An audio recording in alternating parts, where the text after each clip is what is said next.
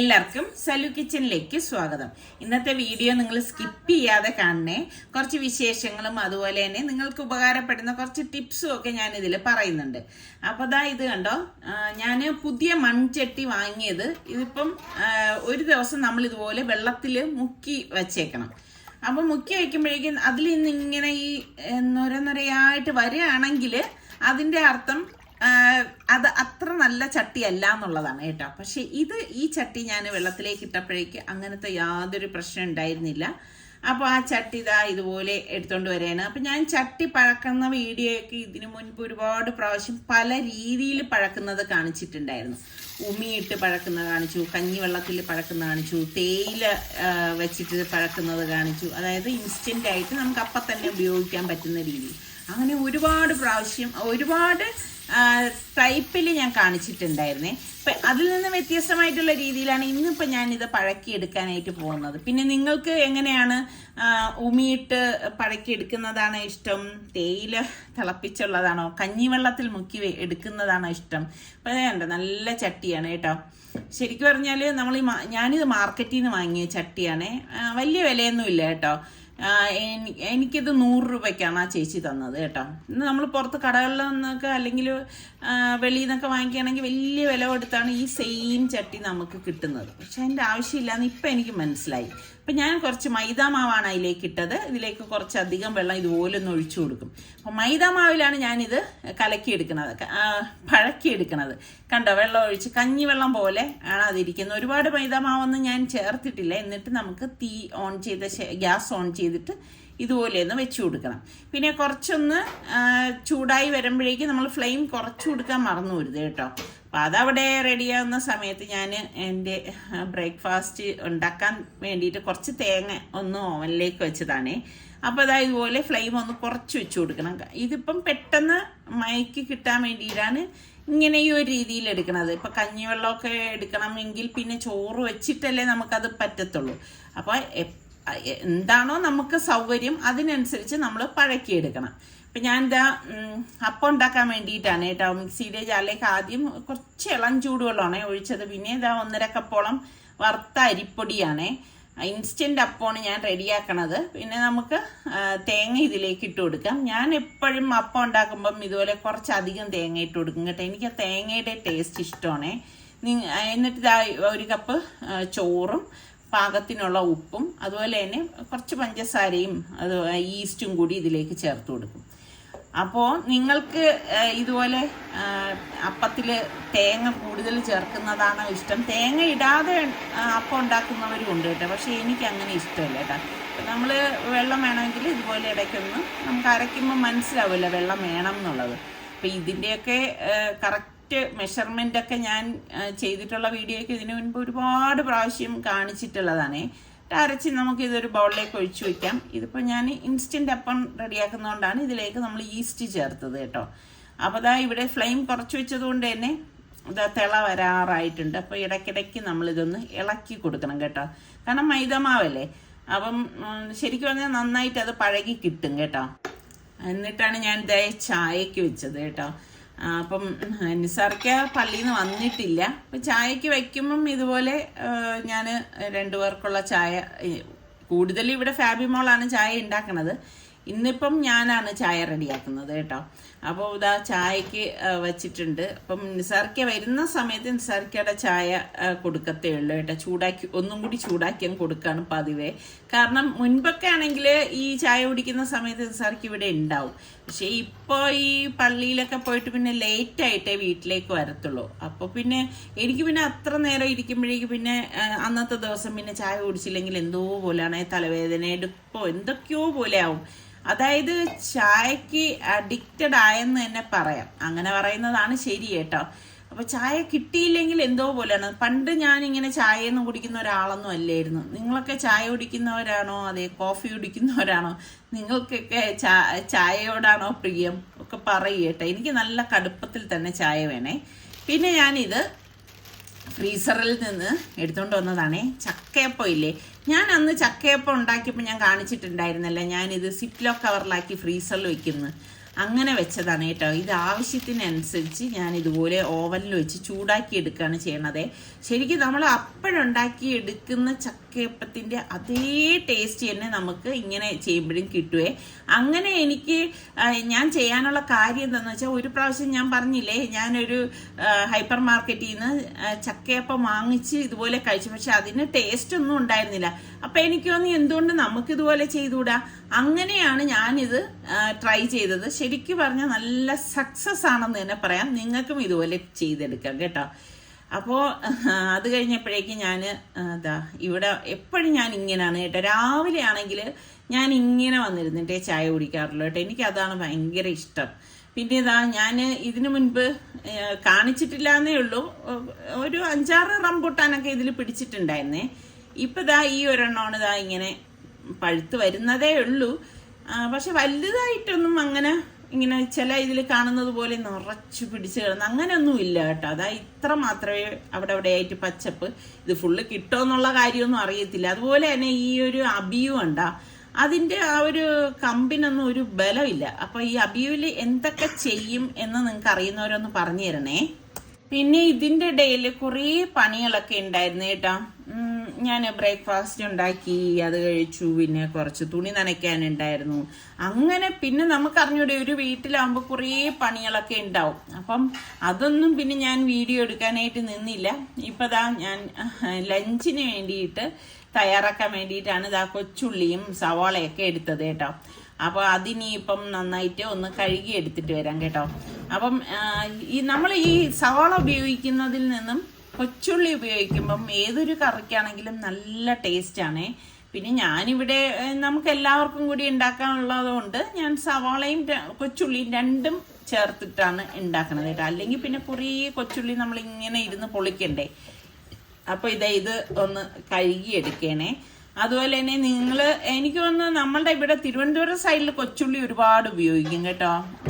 അങ്ങോട്ടൊക്കെ അതായത് മലപ്പുറം, കാസർഗോഡ് നിങ്ങളൊക്കെ എങ്ങനെയാണ്? കൊച്ചുള്ളി ഒരുപാട് ഉപയോഗിക്കുന്നവരാണോ അതേ സവാള മാത്രമാണോ ഉപയോഗിക്കുന്നത്? എനിക്കറിയത്തില്ല കേട്ടോ. അതൊന്ന് പറയൂ കേട്ടോ. അപ്പോൾ എന്തായാലും ഞാൻ ഇവിടെ ഒന്ന് കഴുകി എടുത്തിട്ടുണ്ട്. അപ്പം ഇതുപോലെ നമുക്ക് ഞാനാണെങ്കിൽ രാവിലെ എഴുന്നേൽക്കുമ്പോൾ തന്നെ ഇന്ന് ബ്രേക്ക്ഫാസ്റ്റിന് എന്തുണ്ടാക്കും എന്നൊക്കെ മനസ്സിലൊരു പ്ലാനിങ് കാണും കേട്ടോ. അപ്പം അതുകൊണ്ട് തന്നെ നമുക്ക് പെട്ടെന്ന് ജോലികൾ ഒതുക്കി തീർക്കാനായിട്ടും പറ്റും. എനിക്കാണെങ്കിൽ ഞാൻ എപ്പോഴും പറയുന്നതാണ്, കിച്ചണിൽ ഒരുപാട് സമയം സ്പെൻഡ് ചെയ്യുന്ന ഇഷ്ടമേ അല്ല. അപ്പം നമ്മൾ വരുന്നത് എത്രയും പെട്ടെന്ന് അടുക്കള ജോലികൾ ഒഴിവാക്കി, അതായത് ചെയ്യാനുള്ളത് ചെയ്തിട്ട് അടുക്കളയിൽ നിന്ന് മാറുക. അതാണ് എൻ്റെ ഒരു രീതി എന്ന് പറയുന്നത്. ഉടുപ്പ് നേരെ ഇട്ടെ. നല്ല മോള്, നല്ല ഗുഡ് ഗേൾ. ക്ലാപ്പ് ചെയ്തേ. സ്പൂണ് വെച്ച് എന്താ ഫ്രൂട്ട് സാലഡ് ആണോ അത്? ആണോ? ആണോടാ? മോൾ പറ മോളെ. ഉമ്മയുടെ ജോലി, മമ്മയുടെ ജോലിയാണ്. ഓക്കെ. അപ്പൊ ഇതിനിടയിൽ നമ്മുടെ സനക്കുട്ടി വന്നിരുന്ന് ഇങ്ങനെ വർത്തമാനം പറയും കേട്ടോ. എനിക്ക് ഭയങ്കര ഇഷ്ടമാണ് ഇങ്ങനെ വന്നിരുന്ന കാര്യങ്ങളൊക്കെ പറഞ്ഞിട്ട് ഇങ്ങനെ ഓരോ കാര്യങ്ങളൊക്കെ ഇത് ചെയ്യും. ചിലപ്പോൾ അവൾക്ക് ഇങ്ങനെ ഞാൻ ഷൂട്ട് ചെയ്യുന്നതൊക്കെ കാണുമ്പോഴേക്ക് അവൾ പറയും ആ ക്യാമറയൊക്കെ ഒന്ന് മാറ്റി വെക്കാനൊക്കെ. ചില സമയങ്ങളിൽ അവൾക്ക് മൂഡില്ലെങ്കിൽ അവളിങ്ങനെ പറയും കേട്ടോ. അപ്പം ഇന്ന് ഞാൻ ഒരു സ്പെഷ്യൽ ആയിട്ടുള്ള കറിയാണ് ഉണ്ടാക്കുന്നത്. അപ്പോൾ അതിന് വേണ്ടിയിട്ട് കുരുമുളക് ഞാൻ നോക്കിയപ്പോഴേക്കും കുരുമുളക് പൊടി തീർന്നു പോയി. ചില സമയങ്ങളിൽ ഇങ്ങനെയാണല്ലോ, കുക്ക് ചെയ്യാനായിട്ട് വരുമ്പോഴായിരിക്കും നോക്കുമ്പം ആ പൊടി തീർന്നു പോയല്ലോ എന്ന് എഴുതുന്നത്. പിന്നെയൊക്കെ കുരുമുളക് ഉണ്ടായിരുന്നു. അപ്പം അത് ഒന്ന് പൊടിച്ചെടുക്കണേ കേട്ടോ. ഇവിടെ എന്ന് വെച്ച് കഴിഞ്ഞാൽ രാവിലെ ഇവരൊക്കെ മുട്ട പുഴുങ്ങിയിട്ട് കഴിക്കുന്നവരാണ്. അപ്പം അതുകൊണ്ട് തന്നെ കുരുമുളകിന് നല്ല ഒരു ഉപയോഗമുണ്ട് കേട്ടോ. പിന്നെ കറികളിൽ മീൻ കറി അതിലൊക്കെ നമ്മൾ കുരുമുളകൊക്കെ ഉപയോഗിക്കുമല്ലോ. ശരിക്കും പറഞ്ഞാൽ നല്ല കുരുമുളകിന് നല്ല മണമാണ് കേട്ടോ. അങ്ങനെ ഞാനത് പൊടിച്ചെടുത്തിട്ടുണ്ട്. അപ്പം അതത്രയും എടുക്കാനല്ല, അത് ഞാൻ ഒന്ന് തണുത്ത ശേഷം കുപ്പിയിലാക്കി വെക്കുവേ. അപ്പം മട്ടൺ കഴുകിയത് ഞാൻ പ്രഷർ കുക്കറിലേക്ക് ഇട്ട് കൊടുത്തു. ഇതിലേക്ക് നമുക്ക് 2 ടേബിൾ സ്പൂണ് മുളക് പൊടിയും 2 ടേബിൾ സ്പൂൺ മല്ലിപ്പൊടിയും 1 ടീസ്പൂൺ മഞ്ഞൾപ്പൊടി, അതുപോലെ തന്നെ 2 ടീസ്പൂൺ ഗരം മസാല പൊടി, 1/2 ടീസ്പൂൺ വറുത്തു പൊടിച്ച പെരിഞ്ജീരകമാണ് കേട്ടോ. അതുപോലെ തന്നെ ഉപ്പും നാരങ്ങാ നീരും കൂടി ഒഴിച്ചു കൊടുക്കാം. എപ്പോഴും ഉണ്ടാക്കുന്നതിൽ നിന്ന് വ്യത്യസ്തമായിട്ടാണ് ഇത് ഉണ്ടാക്കുന്നത്. ഇതിലേക്ക് നമുക്ക് കുറച്ച് വെളിച്ചെണ്ണയും കൂടി ഒഴിച്ചു കൊടുത്ത ശേഷം നമുക്ക് നന്നായിട്ട് ഇതൊന്ന് മിക്സ് ചെയ്ത് കൊടുക്കാം. അതായത് ആ മസാലയൊക്കെ മട്ടണിൽ പിടിക്കാൻ വേണ്ടിയിട്ടാണ് ഇത് മിക്സ് ചെയ്യുന്നത് കേട്ടോ. ശരിക്കും പറഞ്ഞാൽ ഞാനിത് മിക്സ് ചെയ്യുമ്പോഴാണ് കാര്യം എപ്പോഴും നിങ്ങളുടെ അടുത്ത് പറയണമെന്ന് ഓർക്കും കേട്ടോ. നമ്മൾ ഈ പ്രഷർ കുക്കർ ഉപയോഗിക്കുമ്പോഴേ സ്റ്റീലിന്റെ പ്രഷർ കുക്കർ ആണെങ്കിൽ അടിക്ക് പിടിക്കാനുള്ള സാധ്യതയുണ്ടേ. അപ്പോൾ അതാ ഇതിലേക്ക് ഞാൻ കുറച്ച് കറിവേപ്പിലയും കൂടി ഇട്ടിട്ടുണ്ട്. എന്നിട്ട് നമുക്ക് കുക്കർ മൂടി ഇനി ഒരു വെയിറ്റ് ഇട്ടിട്ട് ഞാനൊരു 4 വിസിൽ വരെ ഒന്ന് വേവിച്ചെടുക്കുകയാണ് ചെയ്യുന്നത്. ഫുള്ള് അതിലിട്ടല്ല റെഡിയാക്കണത്, അതുകൊണ്ടാണ് 4 വിസിൽ വരെ. പിന്നെ നമ്മൾ എടുക്കണ മട്ടനെയൊക്കെ ഡിപ്പെൻഡ് ചെയ്തിരിക്കും കേട്ടോ. അപ്പോൾ അത് അവിടെ റെഡിയാവുന്ന നേരം ഞാൻ അടുത്തൊരു പാൻ അടുപ്പത്തേക്ക് വെച്ചിട്ടുണ്ട്. ഇതിലേക്ക് ഞാൻ വെളിച്ചെണ്ണ തന്നെയാണ് ഒഴിച്ചു കൊടുക്കുന്നത് കേട്ടോ. എന്നിട്ട് നമ്മൾ ഈ അരിഞ്ഞു വെച്ചിരിക്കുന്ന സവാളയും കൊച്ചുള്ളിയൊക്കെ ഉണ്ടല്ലോ, അത് നമുക്ക് ഇതിലേക്ക് ഇട്ടിട്ട് ഒന്ന് വഴറ്റി കൊടുക്കാം. ഞാൻ പറഞ്ഞില്ലേ എപ്പോഴും ഉണ്ടാക്കുന്നതെന്ന് വ്യത്യസ്തമായിട്ടാണ് ഇത് ഉണ്ടാക്കണതെന്ന്. എന്നിട്ട് ഇനി ഇത് ഒന്ന് വഴണ്ട് വരണം. അതുകൊണ്ടാണ് ഇനി എൻ്റെ സമയം കളയാണ്ട് ഞാൻ ഒരറ്റത്ത് റെഡിയാവുന്ന നേരം കൊണ്ട് അതിലേക്കുള്ള മസാല ഇവിടെ തയ്യാറാക്കുന്നത് കേട്ടോ. അപ്പം ഇങ്ങനെയൊക്കെയുള്ള കാര്യങ്ങൾ നമ്മളൊന്ന് ശ്രദ്ധിക്കുകയാണെങ്കിൽ നമുക്ക് ജോലി എളുപ്പമായിരിക്കും. എന്നിട്ട് കുറച്ച് കറിവേപ്പിലയും കൂടി നമുക്ക് ഇതിലേക്ക് ഇട്ട് കൊടുക്കാം. അപ്പോൾ ഫുൾ ടൈം ഞാൻ നേരത്തെ പറഞ്ഞതുപോലെ അടുക്കളയിൽ നിൽക്കേണ്ട കാര്യമില്ല. അപ്പം ഒരു ജോലി ഒതുങ്ങുമ്പോൾ തന്നെ നമുക്കതങ്ങ് പെട്ടെന്ന് പൂർത്തിയാക്കിയിട്ട് മാറാനായിട്ട് പറ്റും. പിന്നെ ഞാനിവിടെ 1 ടേബിൾ സ്പൂൺ പെരിഞ്ചീരകവും 3-4 ഗ്രാമ്പുവും അതുപോലെ തന്നെ ഈ പട്ട ഉണ്ടല്ലേ 2-3-4 പട്ടയുണ്ട്, ചെറിയ പീസാണേ, 3-4 ഏലക്കായും ഇട്ടിട്ട് നമുക്കിനി ഇതൊന്ന് പൊടിച്ചെടുക്കണം. ഇതാണ് ഒരു സ്പെഷ്യൽ മസാലക്കൂട്ടെന്ന് പറയുന്നത് കേട്ടോ. ഓൾറെഡി നമ്മൾ ഗരം മസാല ചേർത്തിട്ടുണ്ട്. ഇത് ആ ഗരം മസാലയിൽ ഒരുപാട് കാര്യങ്ങൾ നമ്മൾ ചേർത്തിട്ടുണ്ട്. അതിൽ നിന്നും കുറച്ച് വ്യത്യസ്തമായിട്ട് നമ്മൾ ഇങ്ങനെ ഒരു മസാലയും കൂടി റെഡിയാക്കി എടുക്കും കേട്ടോ. ഇതാണ്ടോ പൊടിച്ചെടുത്ത് വെച്ചിട്ടുണ്ട്. അപ്പം ഉള്ളി വെള്ളാൻ വേണ്ടി ഞാൻ മൂടി വെച്ചിട്ടുണ്ടായിരുന്നു. എന്നിട്ട് മൂടി മാറ്റിയിട്ട് നമുക്കിത് ഇതുപോലെ ഒന്ന് വഴറ്റി കൊടുക്കണേ. അപ്പം ഇപ്പം നമ്മൾ ഉണ്ടാക്കണത് ഒരുപാട് ഗ്രേവി ആയിട്ടല്ല കേട്ടോ. എന്നിട്ട് 2 ടീസ്പൂണോളം ഇഞ്ചി വെളുത്തുള്ളി പേസ്റ്റും കൂടി ഞാൻ ഇതിലേക്ക് ചേർത്തിട്ടുണ്ടായിരുന്നു.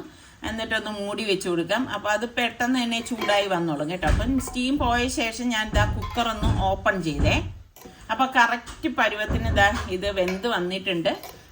ഒരുപാട് ഗ്രേവിയൊന്നുമില്ല. അതാ കണ്ടില്ലേ, നമ്മളൊരു തുള്ളി വെള്ളം പോലും ഇതിലേക്ക് ചേർത്തിട്ടില്ല. അത് പ്രത്യേകം ശ്രദ്ധിച്ചേക്കണം കേട്ടോ. അപ്പോൾ നമ്മളുടെ ഇഞ്ചിയും വെളുത്തുള്ളിയും പേസ്റ്റും എല്ലാം ഒന്ന് റെഡി ആയിട്ടുണ്ട്. ഇത് വഴറ്റിയെടുക്കുമ്പോൾ തന്നെ നമുക്ക് അത് മനസ്സിലാവും. അപ്പോൾ നമുക്കിനി ഇതിലേക്ക് തക്കാളി ചേർത്ത് കൊടുക്കാം. ഞാനിവിടെ 2 തക്കാളി അരിഞ്ഞത് ചേർത്ത് കൊടുക്കുകയാണ്. 1.5 ടേബിൾ സ്പൂൺ മല്ലിപ്പൊടിയും 1 ടേബിൾ സ്പൂണോളം കാശ്മീരി ചില്ലി പൗഡറും 1/2 ടീസ്പൂണോളം കുരുമുളക് പൊടി, പാകത്തിനുള്ള ഉപ്പും കൂടി ഇട്ട ശേഷം നമുക്ക് ഇതുപോലെ ഒന്ന് ഇളക്കി കൊടുക്കണം കേട്ടോ. ഇതുപോലെ ഒന്ന് വഴണ്ടി വരണം. വഴണ്ടി വന്ന ശേഷം ഞാൻ ഇതിലേക്ക് 1 ടീസ്പൂൺ മഞ്ഞൾപ്പൊടിയും കൂടി ചേർത്ത് കൊടുക്കുകയാണ് കേട്ടോ. അതായത് നന്നായിട്ട് ഒന്ന് ഇളക്കിയെടുക്കണം കേട്ടോ. അപ്പോൾ ആ തക്കാളിയൊക്കെ ഒന്ന് വെന്ത് വരണം. അതിന് വേണ്ടിയിട്ട് ഞാനൊന്ന് മൂടി വെച്ച് കൊടുക്കുകയാണേ. എന്നിട്ട് നമുക്കൊരു 2-3 മിനിറ്റിന് ശേഷം മൂടി മാറ്റിയിട്ട് ഇതുപോലെ ഒന്ന് ഇളക്കി കൊടുക്കാം. ഇതാ കണ്ടോ, അത്യാവശ്യം നല്ല ഡ്രൈ ആയിട്ട് തന്നെയാണ് ഇരിക്കുന്നത്. ഇതിലേക്ക് നമ്മൾ വെള്ളം ചേർക്കേണ്ട ആവശ്യമില്ല കേട്ടോ. ഇനി നമ്മൾ ഈ പൊടിച്ചെടുത്ത മസാലയില്ലേ, സ്പെഷ്യൽ മസാലക്കൂട്ട് ഇതിലേക്ക് ഇട്ട് കൊടുക്കാണ്. ഇട്ട് കൊടുത്ത് എല്ലാം ചേർത്ത് നല്ലതുപോലെ ഇളക്കി കൊടുക്കാം. ഈ മസാല ചേർക്കുമ്പോൾ തന്നെ നല്ല ഒരു മണം വരുന്നുണ്ട് കേട്ടോ. ശരിക്കും ഞാൻ എപ്പോഴും ഉണ്ടാക്കുന്നതിൽ നിന്ന് കുറച്ച് വ്യത്യസ്തമായിട്ടുള്ള രീതിയാണ് ഈ ഒരു മസാല എന്ന് പറയുന്നത്. എന്നിട്ട് നമുക്ക് ഈ ചാറോട് കൂടിയിട്ടുള്ള മട്ടൺ ഇതിലേക്ക് ഇട്ട് കൊടുക്കാം. ഇട്ട് കൊടുത്തിട്ട് എല്ലാം ചേർത്ത് നല്ലതുപോലെ ഒന്ന് ഇളക്കി കൊടുക്കണം. പിന്നെ ഗ്രേവി ആവശ്യമെന്ന് ഉള്ളവർ ഈ ഒരു രീതിയിൽ ഒരു 5 മിനിറ്റ് ഇളക്കിയിട്ട് നമുക്ക് എടുക്കാവുന്നതാണേ. എന്നിട്ട് ഞാനിപ്പം ഇതൊന്ന് മൂടി വെച്ച് കൊടുക്കാണ് കേട്ടോ. അപ്പോൾ ആ മസാലയായിട്ടൊന്ന് യോജിച്ച് വരാൻ വേണ്ടിയിട്ടാണേ. അപ്പം എന്നിട്ട് നമുക്ക് ഇതുപോലെ ഒന്ന് ഇളക്കി കൊടുക്കണം. ശരിക്കും പറഞ്ഞാൽ അടിപൊളി മണമാണ് കേട്ടോ. ഈ ഒരു സ്പെഷ്യൽ മസാലക്കൂട്ടും എല്ലാം ആയിട്ട് ഇത് നമുക്ക് അപ്പത്തിൻ്റെ കൂടെയും പുട്ടിൻ്റെ കൂടെയും ചോറിൻ്റെ കൂടെയും ഒക്കെ പറ്റിയൊരു ഐറ്റമാണേ. ഇത് നമുക്ക് അപ്പത്തിൻ്റെ കൂടെയും പുട്ടിൻ്റെ കൂടെയും ഇനി ചോറിൻ്റെ കൂടെ തന്നെ കഴിക്കാൻ പറ്റിയ നല്ലൊരു ഐറ്റമാണ് കേട്ടോ. അപ്പോൾ എന്തായാലും നിങ്ങൾ ഇങ്ങനെ ഒന്ന് ട്രൈ ചെയ്ത് നോക്കണേ. ഭയങ്കര ടേസ്റ്റാണെന്നേ ഇങ്ങനെ ഉണ്ടാക്കുമ്പോഴേക്കും. അപ്പം ഞാൻ ഇതിനിടയിൽ ചോറ് വെച്ചിട്ടുണ്ടായിരുന്നു. ചോറിനൊപ്പം ഉള്ള കറിയാണ് ഇത്. അപ്പോൾ ഇങ്ങനെ ഈ മട്ടനൊക്കെ കറി വയ്ക്കുന്ന സമയത്ത് ഞാൻ പിന്നെ മറ്റ് കറികളൊന്നും ഉണ്ടാകത്തില്ല കേട്ടോ. അപ്പോൾ നമ്മളുടെ മട്ടൻ നല്ല ഗ്രേവി ഇവിടെ റെഡി ആയിട്ടുണ്ട്. അതായത് ഒരുപാട് അങ്ങ് ലൂസായിട്ടുള്ള ഒരു ഗ്രേവി അല്ല ഇത്. ശരിക്കിത് നമുക്ക് ചോറിൻ്റെ കൂടെ ഇനിയിപ്പം മറ്റ് കറികളുടെ ഒന്നും ആവശ്യമില്ല, അച്ചാറും കൂട്ടി മാത്രം ഇത് കഴിക്കാൻ തന്നെ ഭയങ്കര ടേസ്റ്റാണ് കേട്ടോ. അപ്പം ഞാൻ നേരത്തെ പറഞ്ഞതുപോലെ നമുക്ക് എൻ്റെ കയ്യിൽ ഫ്രിഡ്ജിൽ കുറച്ച് മോര് കറിയുടെ ബാക്കി ഉണ്ടായിരുന്നേ, അതും കൂട്ടിയാണ് ഞാനിപ്പം ചോറ് കഴിക്കാനായിട്ട് പോണത്. കുറച്ച് മോര് കറി ഉണ്ടായിരുന്നുള്ളൂ. എന്തായാലും നിങ്ങൾ ട്രൈ ചെയ്ത് നോക്കിയിട്ട് ഫീഡ്ബാക്ക് കൂടി തരണേ, എങ്ങനെ ഉണ്ടായിരുന്നു എന്നുള്ളത്. എന്ത് ചെയ്യുന്നു അവിടെ? എന്ത് ചെയ്യുന്നു?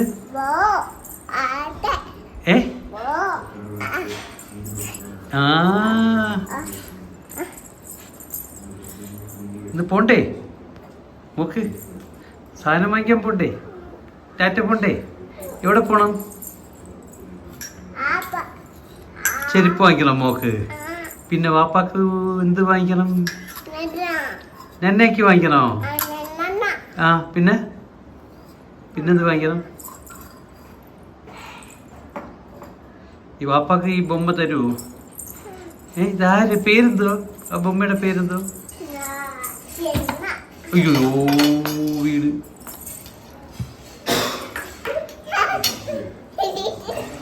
ഈട് ഇതാ ബൊമ്മേതാ നോക്കട്ടെ.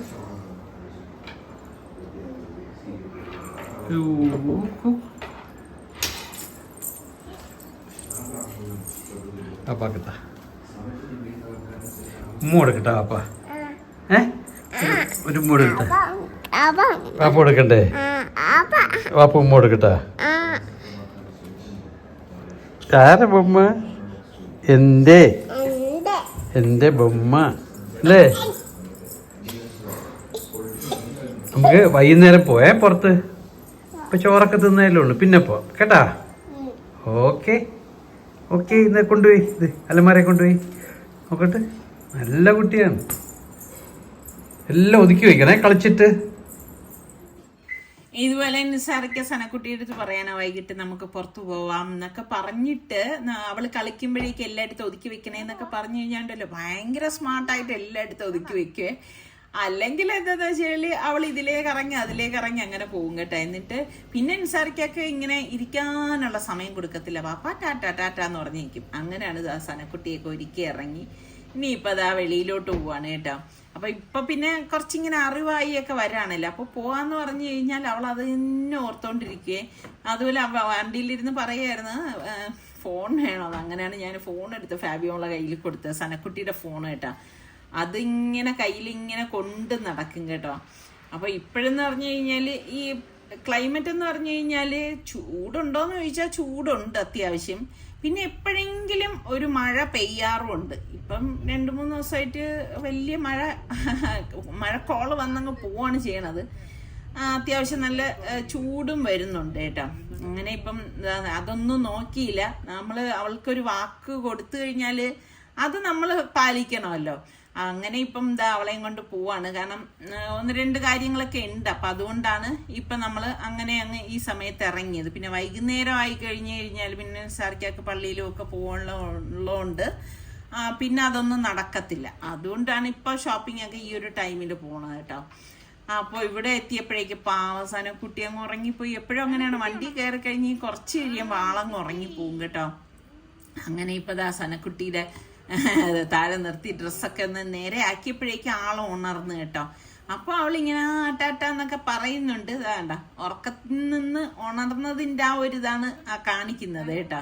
എങ്കിലും ആളിന് ഇങ്ങനെ വെളിയിലിറങ്ങി കണ്ടപ്പോൾ ഭയങ്കര ഒരു സന്തോഷമൊക്കെ തോന്നുന്നുണ്ടേ.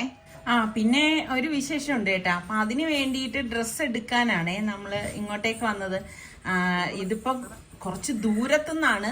അപ്പൊ നമ്മള് ഇത് അത്രയും ദൂരത്ത് ഇപ്പോഴത്തെ ഈ ഒരു സാഹചര്യത്തിൽ നമ്മൾ അത്രയും ദൂരത്തൊക്കെ പോകുക എന്ന് പറയുമ്പോഴും കുറച്ച് ബുദ്ധിമുട്ട് തന്നെയാണ്. പിന്നെ എന്തായാലും നമുക്ക് അത് ഒഴിവാക്കാൻ പറ്റത്തില്ല. അപ്പൊ ഇപ്പൊ ഇവിടെ എത്തിയപ്പോഴേക്കുണ്ട് സനക്കുട്ടി ഈ ഡോളും അതും ഇതൊക്കെ കണ്ടിട്ട് എടുക്കണം. അപ്പൊ നിസർക്ക പറയുന്നുണ്ട് വന്ന കാര്യം പെട്ടെന്ന് നമുക്ക് ഇത് ചെയ്തിട്ട് പോകാം, കാരണം ഇനി ഒരുപാട് കാര്യങ്ങൾ ചെയ്ത് തീർക്കാനായിട്ടും ഉണ്ട് കേട്ടോ. അപ്പം ഈ ഹറിബറിയായിട്ട് നമ്മൾക്ക് വന്നു കഴിഞ്ഞാലൊക്കെ ഇതാണ് ഒരു പ്രശ്നം. ഇപ്പൊ പോകുന്നത് ഇതിപ്പം എല്ലാരും കൂടിയിട്ട് അല്ല. അപ്പൊ നിസാറിക്ക് പറഞ്ഞ അങ്ങനെ വേണ്ട, ഇപ്പം നമുക്ക് 2 പേർക്ക് മാത്രമായിട്ട് ഇത്രയും ദൂരത്തല്ലേ പോയിട്ട് വരാം എന്ന് പറഞ്ഞു. അങ്ങനെ നേരത്തെ ട്രെയിൻ ടിക്കറ്റും ബുക്ക് ചെയ്തിട്ടുണ്ടായിരുന്നു കേട്ടോ.